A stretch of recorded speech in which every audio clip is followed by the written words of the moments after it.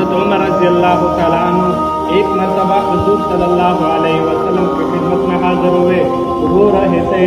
حضور صلی اللہ علیہ وسلم نے پوچھا، اے عمر کیوں رو رہے ہو؟ اس نے فرمایا، اے اللہ کے نبی، راستے میں آ رہا تھا، میں نے ایک صحابی کو دیکھا جو زاروں کا تار رو رہا تھا، اس کے رونے نے مجھے بھی رلا دیا۔ حضور صلی اللہ علیہ وسلم نے فرمایا، جاؤ اس صحابی کو میرے پاس حاضر کرو۔ حضرت عمر رضی اللہ تعالیٰ عنہ گئے، صحابی کو حاضر کیا۔ حضور صلی اللہ علیہ وسلم نے صحابی سے پوچھا، اے صحابی کیوں رو رہے ہو؟ اس نے کہا، اے اللہ کی نبی، مجھ سے بہت بڑا گناہ سرزد ہو چکا ہے، بہت بڑا گناہ ہے۔ حضور صلی اللہ علیہ وسلم نے فرمایا، کیا آپ کا گناہ زمین اور آسمان سے بھی بڑا ہے؟ صحابی نے عرض کیا، اے اللہ کے نبی، میرا گناہ زمین اور آسمان سے بھی بڑا ہے۔ پھر حضور صلی اللہ علیہ وسلم نے پوچھا، کیا آپ کا گناہ عرش سے بھی بڑا ہے؟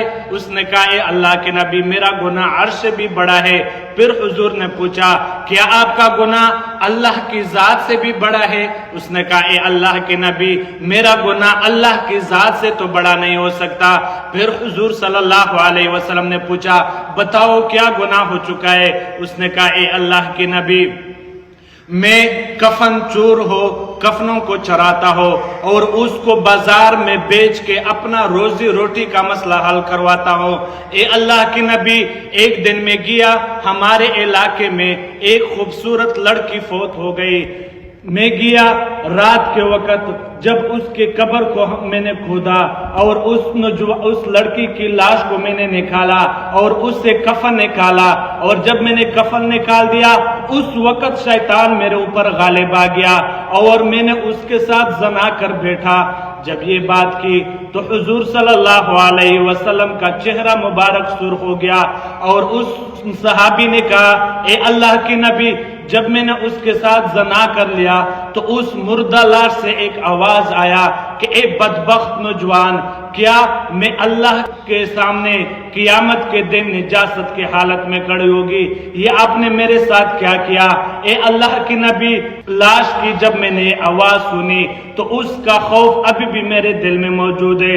حضور صلی اللہ علیہ وسلم نے فرمایا، دفع ہو جاؤ، نکل جاؤ، تجھ سے بڑا کوئی شقی اور بدبخت نہیں ہو سکتا۔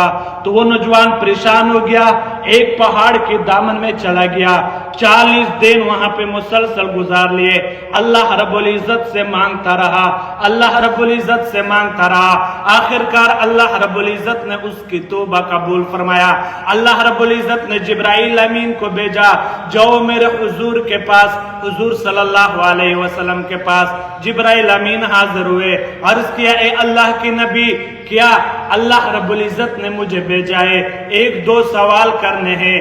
اللہ نے پوچھا ہے کہ کیا یہ بندوں کو میں نے پیدا کیا یا آپ نے پیدا کیا؟ حضور نے فرمایا، یہ بندے اللہ نے پیدا کیا، میں بندوں کو پیدا نہیں کر سکتا۔ پھر جبرائیل امین نے پوچھا کہ اللہ فرما رہے کہ کیا ان بندوں کو رزق میں نے دینا ہے یا آپ نے دینا ہے؟ حضور صلی اللہ علیہ وسلم نے فرمایا، نہیں، اللہ رب العزت رزق دے سکتا ہے، میں رزق نہیں دے سکتا۔ پھر پوچھا کہ اللہ رب العزت نے فرمایا، جبرائیل امین نے فرمایا کہ اللہ رب العزت نے فرمایا کہ کیا ان بندوں کی گناہ میں نے معاف کرنا ہے یا آپ نے معاف کرنا ہے؟ حضور نے فرمایا، نہیں، اللہ رب العزت یہ گناہ معاف کر سکتے۔ پھر فرمایا کہ جب اس نوجوان نے اتنی اللہ رب العزت سے معافی مانگی، توبہ کیا، اللہ رب العزت نے اس کی توبہ کو قبول فرمایا۔ حضور صلی اللہ علیہ وسلم نے اس صحابی کو خوشخبری دی کہ اللہ رب العزت نے آپ کے گناہ کو معاف فرما دیا۔